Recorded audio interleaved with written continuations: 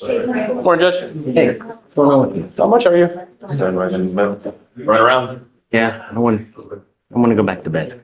Good morning, Mr. Salas. Sir, you're charged with driving while intoxicated. You're facing up to 6 months in jail and or a $2,000 fine. You're also charged with evading arrest or detention. On that, you're facing up to a year in jail and or a $4,000 fine. We are going to do... Already, the charges are piling up. Driving while intoxicated and evading arrest, that's no small matter. Judges look at this as not just reckless, but dangerous behavior. Let me ask you, if you were the judge, would you consider giving this guy another chance? Or is this already too far gone? Probable cause, you have the right to remain silent. Anything you say can or will be used against you. You have the right to have an attorney present. If you cannot afford one will be appointed to you. So, okay. On or about March 26, 2025, an officer was on patrol on Gulf Freeway in Harris County, Texas. The officer observed a motor vehicle disabled in the left hand with grass speed, dividing southbound and northbound lanes of traffic. The motor vehicle had multiple airbags deployed and all four tires appeared to be damaged. On arrival, the officer observed additional motor vehicle disabled on the open access roadway of what was formerly a car dealership. The officer observed the witness walking towards the officer, trying to get the officer's attention. The witness said 5 minutes prior to the officer's arrival, the defendant approached the witness after the witness' tires were blown out. The witness informed the officer that the defendant demanded to use the witness's phone. The witness advised the officer that the defendant wanted to contact the defendant's mother to pick up the defendant from the scene. The witness told the officer that the defendant continued to approach aggressively and that the witness told the defendant the witness would call the police if the defendant did not stop. The witness said the defendant fled the scene on foot. The witness described the defendant's clothing, and the officer observed the individual matching the description running and approaching the scene of the incident. As the defendant approached the scene of the accident, the defendant began walking in a parking lot adjacent to the freeway. The officer gave loud verbal commands for the defendant to stop. The defendant fled on foot on the grass along a ditch. The defendant slid down a ditch and the defendant crossed by the creek, then climbed the fence attached to private residence, and fled on foot for approximately 0.4 miles before he was later detained by his police department and turned over to deputy. The scene was moved to a Shell station to continue the investigation. The officers contacted the defendant. The officers observed a strong odor of alcoholic beverage emitting from the defendant, and the officers observed the defendant have red glossy eyes, slurred speech, dry mouth, repeating phrases, and agitated demeanor. You say a shaky demeanor? Sorry, agitated demeanor. And the defendant denied drinking alcohol and initially denied drug use, and then stated that he had been off for a couple of days and had consumed paste or coke. The officer, through training experience, knows this to be represented cocaine. The defendant admitted that he was going to a girl's house when the incident occurred. And wow, this is huge. The judge just ruled there's no probable cause. Translation: the evidence doesn't hold a pat, at least for now. But don't celebrate yet. Prosecutors can still come back later if they find stronger evidence. It's like a temporary win, but the game isn't over. What do you think should a case like this be dismissed? And agreed to perform standardized field sobriety tests. Those were administered, and the officer observed success exclusion on the HGN. The officer did not administer the walking tour of the one-leg stand due to the defendant injuring his feet while fleeing. The defendant consented to a breath sample, which was not completed due to interference being detected. The officer obtained a search warrant for the defendant's blood, and there was some blood draw for the defendant. Okay. Your Honor, may I come? Please. I might have missed something, but besides state saying that my client said he was going to someone's house, I didn't hear any operation facts. I mean, he admits driving. He's by the car when the officers get there, right? Is he by the car when the officers get there, or where is he? What I have, Your Honor, he has fled the scene when the officers get there, and then comes back to the scene. Okay. To the officers. The witness. Does the witness put him operating at all? Yeah, just one moment, Your Honor. Take your time. Yeah, all I heard is going somewhere. It doesn't say he was driving anywhere. The DUI, they might refollow, but might have been the wrong corner. Sometimes they'll fade in, it's getting to go. I'm not sure, Your Honor, there was anything additional. This is kind of like in this mirror. Hey, look at it. See you again, Your Honor. Yeah, what's up, man? Good to see you. Do you have anything else Your Honor, it does look like the witness stated that he stopped and exited his vehicle and observed the driver of the RAV4. That's what I have, but So it doesn't match up with my client. Kaiser Bona, Martinez stated once he stopped and exited the vehicle, he observed the driver of the RAV4, identified as Abraham Elias Salas, using driver's license, come out from the grass near the RAV4 and aggressively approach him, requesting to use his cell phone. Stated that he was trying to use his cell phone to call his mother to come pick him up, and that Salas said that RAV4 belonged to his mother. Martinez stated after a short time that Salas asked Martinez if he had papers for immigration. Judge, even with these facts, it doesn't show driving. Even if he owned the car, we have no idea when.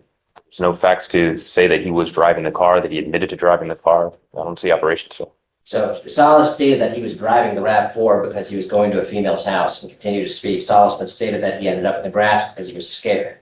Then stated that he was a Mexican driver that swerved in front of him. And He said a Mexican driver swerved in front of him. Is that what he said? told him no Tango Papeles or I don't have papers. Salas said the other driver was in a gray Toyota, telling him to go away. Stated that the RAV4 and the alleged Toyota came into contact, causing a collision. Salas stated that he was coming from his house in Friendswood, but denied having anything to drink. Yeah, I mean, I think if they, He was operating the vehicle at the time of the accident. and you have the other person say something, right?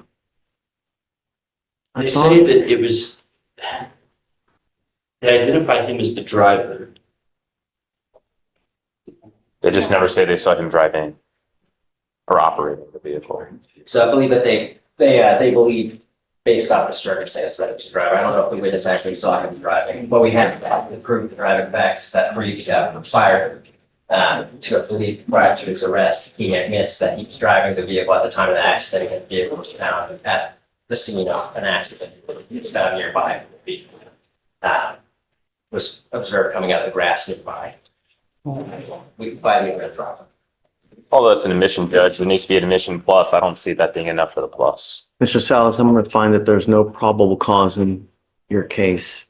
Every freaking day in our county, someone dies from an alcohol-related collision. Don't become a statistic because of a boneheaded move that you make where you kill someone. Do you understand? Now, I'm going to find no probable cause. It's very possible they go indict this case at a later time if they get more evidence, but don't kill anyone. Do you understand? Yes, Your Honor. See, Thank you, Your Honor. Are there any conditions you're imposing on the evading case? no, I'm going to find no on both. On both. Thank you, Judge. Talk to me. Desnick Smith. He's one of the ones that, Yeah, ones, okay. What's the last name?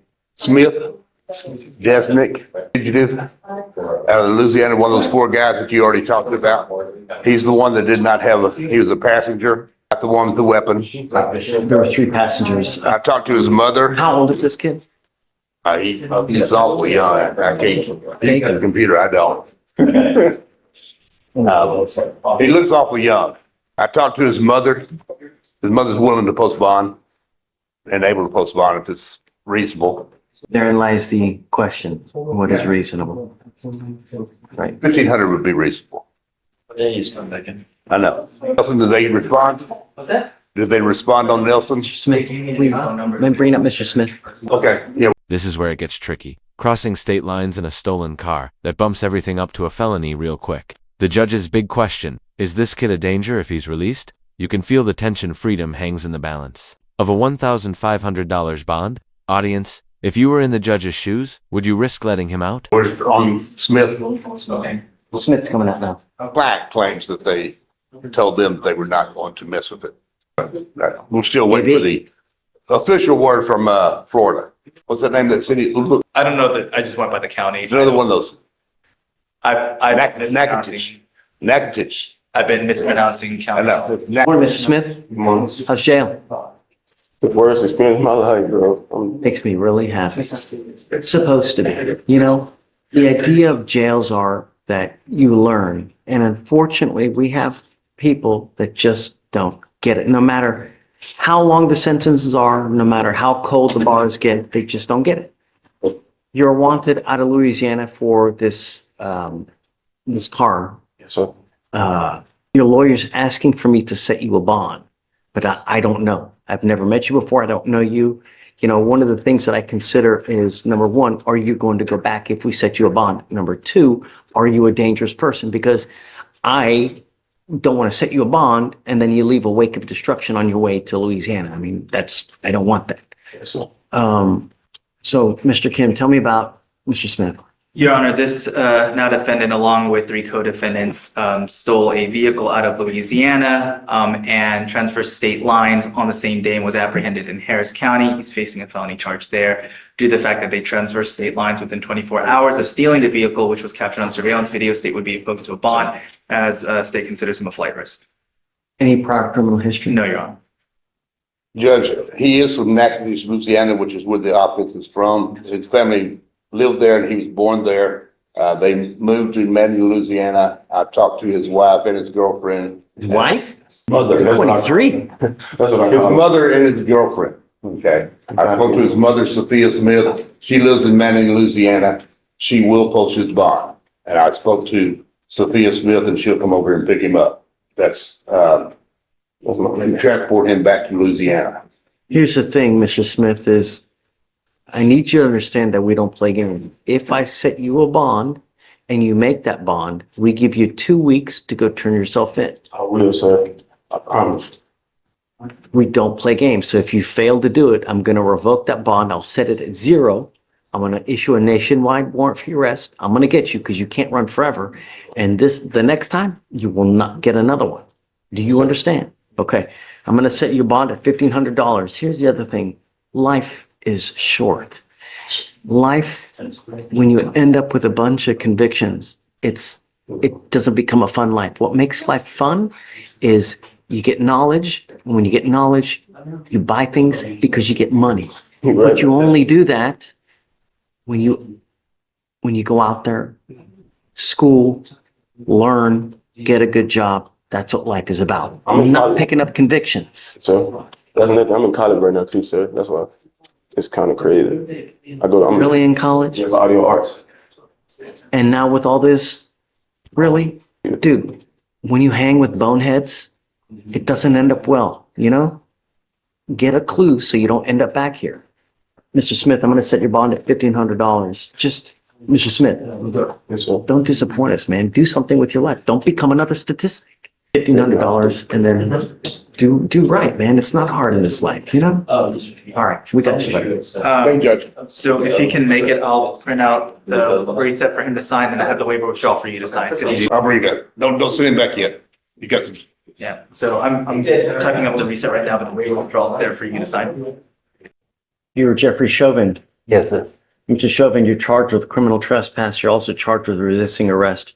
We're going to do probable cause. You have the right to remain silent. Anything you say can or will be used against you. You have the right to have an attorney present. If you cannot afford one, one will be appointed to you, sir. Okay, please. On March 5th, 2025, an officer was dispatched to a trespasser call at a Whataburger in Harris County, Texas. Complaining witness, an employee, stated that she told the defendant who was in their dumpster in the parking lot to leave, and the defendant refused. Staff tried to tell the defendant to leave again at 1 a.m. and defendant stated that he would leave in an hour. At 2 a.m. and 3 a.m., defendant was still refusing to leave after being asked to do so multiple times. At 5 a.m., the trash company came and defendant refused to come out so they could not pick up the trash. The officer observed defendant in the dumpster and asked him multiple times to come out and that he had been trespassed from the location, but defendant continued to refuse for about 30 minutes. The officer asked the defendant if he would be willing to go to the jail diversion center, and defendant said yes. The officer handcuffed the defendant so he could eat food. Officers provided him. The officer went to reapply handcuffs, but the defendant resisted passively by not following officer commands to lean forward.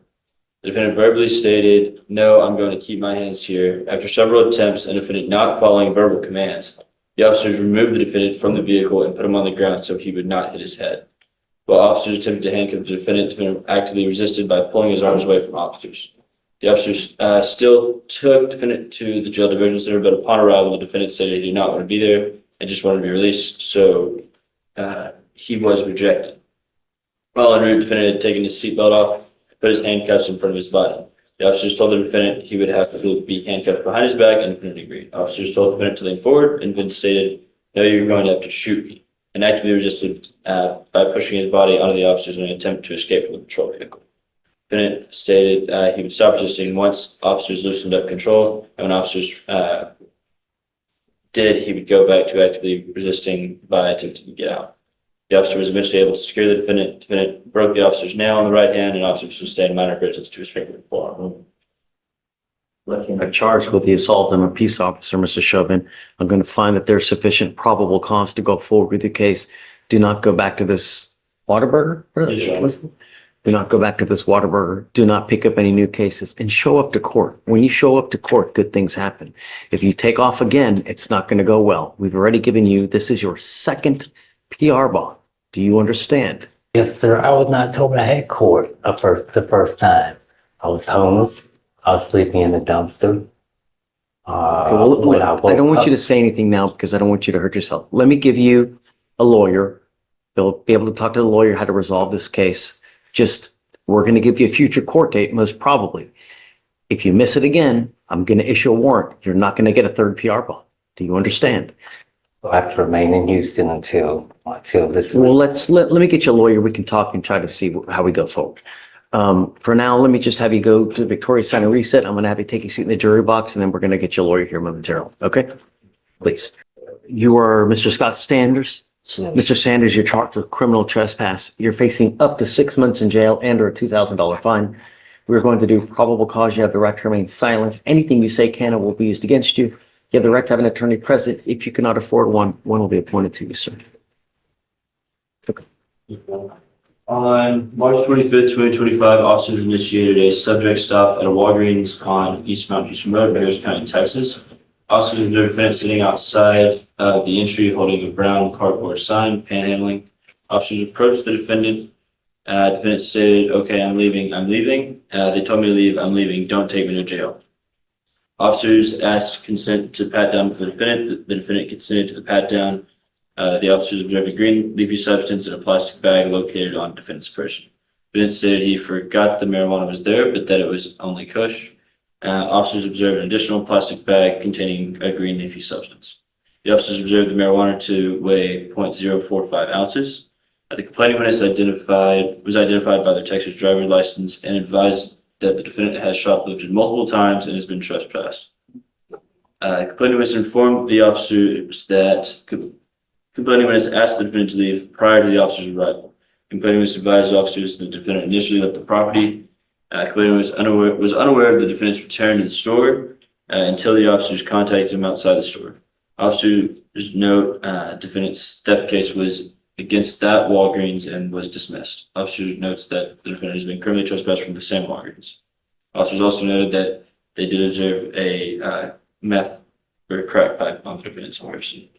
The complainant was able to identify the defendant based on the previous mugshot.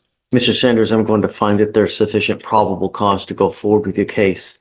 Yes, Let me provide you a lawyer today so that you can talk to someone about this case. All right. For now, do not go back to this Walgreens. Let's not talk about this case because you have the right to remain silent. I don't want you to say something that hurts your case. I want to say something about seeking treatment. Okay. Let me get you a lawyer first and then we can talk about it and we'll try to help you as much as we can. Okay. Vic, do you mind? Yes, Judge. Okay. I'm going to have you sign a receipt, Victoria, and then we'll have you take your seat in the jury box, sir. Okay. Right this way. Go ahead and sign for your receipt, please. Right, Judge is page 32, Williams. Come on up.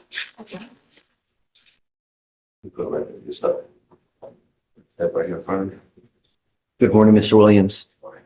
Sir, you're charged with driving while intoxicated. It's elevated to a Class A misdemeanor because of the high blow. You are facing up to a year in jail and or a $4,000 fine. We are going to do probable cause. You have the right to remain silent. Anything you say can or will be used against you. You have the right to have an attorney present. If you cannot afford one will be appointed to you, sir. On March 25th, 2025, an officer was dispatched to Montrose Boulevard for a call for service related to driving while intoxicated. The officers observed the defendant's motor vehicle upon arrival. The officers observed the defendant's vehicle to have major front end damage, multiple airbags deployed, and to be leaking fluid. The officer met with the witness who called 911. The witness stated he observed the defendant's vehicle to have struck a light bulb. The witness stated that he did not see the actual crash, but saw the defendant back up and start driving away from the crash scene. The witness observed the defendant drive several hundred feet before stopping due to the motor vehicle being disabled. The witness stated that they observed, the officer made contact with the defendant, and the officer observed a strong odor of alcoholic beverages emanating from the defendant's person. The officer also observed the defendant had bloodshot eyes and slurred speech. The officer observed the defendant had trouble maintaining balance as well. The defendant consented to standardized field sobriety test. The officer observed 6 out of 6 clues on the HGN test, 7 out of 8 on the walk and turn, and 4 out of 4 on the one-leg stand. Defendant consented to a breath sample, and which the test readings came back at 0.185 and 0.168. Any prior DWIs? And then does he have a license? No prior DWIs, Your Honor, and I'm running that license. Please. Mr. Williams, I'm going to find that there's sufficient probable cause to go forward with your case. I'm ordering you now as a condition of your bond not to consume alcohol, illegal drugs, unprescribed controlled medication. I'm going to randomly test you. If I find that you're using, I will revoke your bond and put you in jail. His license is eligible. No. As long as you have a valid license and liability insurance in your name, then you may continue to drive. But if I find that you're using, it's not going to go well, and I will revoke your bond and put you in jail. Do you understand? Do you have the ability to hire a lawyer, sir? Okay, we will give you time to hire a lawyer. So I will first have you go to Victoria, sign a reset. You will then get with Fleischer for your bond conditions. After that, we'll get you out here to hire a lawyer. All right? Please. That's good. Good morning, Ms. Woods. Ma'am, you are charged with assault of a family member. You're facing up to a year in jail and or a $4,000 fine. We're going to do probable cause. You have the right to remain silent. Anything you say can and will be used against you. You have the right to have an attorney present. If you cannot afford one, one will be appointed to you, ma'am.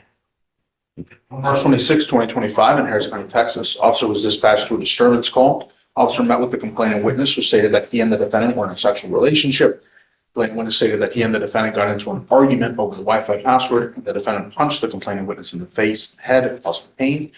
The defendant also ripped the complaining witness's shirt, scratching him in the process, also causing pain. Officer observed the defendant to have visible injuries to his face and back.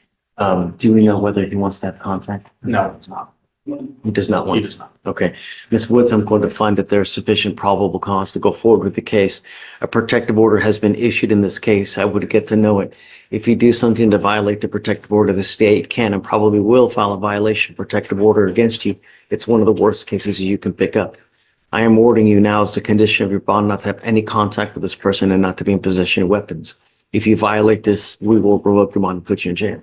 Do you understand me? Do you have the ability to hire a lawyer? We can have you fill out an application. I'll take a look to see whether you qualify. Deputy Miranda is going to give you an application. I need to know everything about you, where you work, what kind of money you make, money in the bank, car, what kind of car you drive. And then I'll take a look to see whether you qualify. I'll have you sign a receipt with Victoria. We'll give you the application, then we'll have you take your seat in the jury box. Thanks, Mitch. This way. And they're dismissing the felony upstairs, and he's doing, yes, for the probation with TRAS conditions. Has a TRAS been done yet? Yes, and your recommended IOP is Salustria. No, shh. You have, or you're not you, but your lawyers have worked a killer deal for you today. You speak English, right? Yes, I do. Where they're going to dismiss the felony in exchange for your plea on this case. I'm going to tell you now, this is not something that happens very often. So get a clue. Do you understand? Yes. The agreement that you have worked out here is you're now charged with driving while intoxicated. You're facing up to 6 months in jail and or a $2,000 fine. The agreement that you have is 180 days in jail to be probated for 15 months. You need to understand that this charge is going to go on your record. It will be there for the rest of your life. From now on, you're facing a minimum of 30 days in jail for any new cases that you pick up. Not only that, whenever you get pulled over, officers, the first thing they do, and the only thing they do when you get pulled over is they look at your record. If they see that you have a prior DWI, if they see that you have a prior felony PCS, you think they're going to treat you good if they smell anything funky? Probably not. So don't give them the ammo to shoot you with a gun. It is a DW, any prior DWI? So the agreement is a DWI education class, one victim impact panel, a TRAS, but you have already done it. So the TRAS here is recommending intensive outpatient treatment followed by supportive outpatient treatment. This is what you must do. If you fail to complete these conditions, I will issue a warrant for your arrest. I will put you in jail and I'm going to bring you right back out in orange, and we're going to talk about whether you violated you. And if you did, if you do, you're looking at 180 days in jail. Do you understand? No drugs, alcohol, random testing, and a guardian and a lock. He has, we're gonna do the portable because he's not driving, doesn't have a license. You'll be signing an affidavit today promising us you're not going to drive. Mr. Garcia, do not drive. If you want to see me grow horns and a tail, I'm telling you, don't drive. If you want to drive, do things the right way, ask for permission, get a license, get insurance, and then I will be dancing happily because you're doing things the right way. But if you go out and you do it on your own and you're not licensed, I'm going to lose it. You understand? All right. You're giving up the right to a trial, right to compel witnesses to testify on behalf, confront and cross-examine accusers. If you're not a citizen, there are possible immigration consequences. You can be deported, excluded from the country, denied naturalization. You give up the right to appeal. How do you plead to this offense? Guilty or not guilty? I'm going to find you guilty. I will send you to this agreement. Good luck to you, sir. Thank you very much, Judge. Judge, we have a, Mr. Garcia? no, Okay, all right. Good luck, sir. on Mr. Sullivan, I have Mr. Dixon. For Sullivan, there was a PC. Coach, on Miss Loyola, this is the young lady that a few days ago you took into custody because she picked up a new case while she was out on our bond. Right, okay. She had the felony case. The felony's reset. She's here for her, I guess, arraignment on the new bond. But I think you had already modified her bond conditions 2 days ago. So, Come up, Ms. Loyola. we do need to talk about some driving issues though, Judge. So She doesn't have a license. That's the issue. If I remember correctly, right? I think you do have a license. I was working on getting it fixed. It was, not an edit. You don't have a license and liability insurance in your name, don't drive. It's as easy as that. If you get your license, then we can talk. But until that point, I don't care what you have to do. I don't care what baby needs picking up. I don't care. You cannot justify getting into a car and driving unless you have a Texas driver's license and liability insurance in your name. I was working on getting it. Okay, working on it doesn't mean that you get to drive because you're working on it. No driving until you have a license in your possession. If I find that you do, I can have a contempt hearing, and every time you drive hereforth, it's up to 6 months in jail and a $500 fine. If you pick up a fourth case, I'm going to lose it. Do you understand? All I'm asking you to do is follow the law. I'm not asking you to do Pythagorean's theorem. Okay, we'll give you a normal setting. Well, actually, no, we won't. The assault's at nearly 200 days now.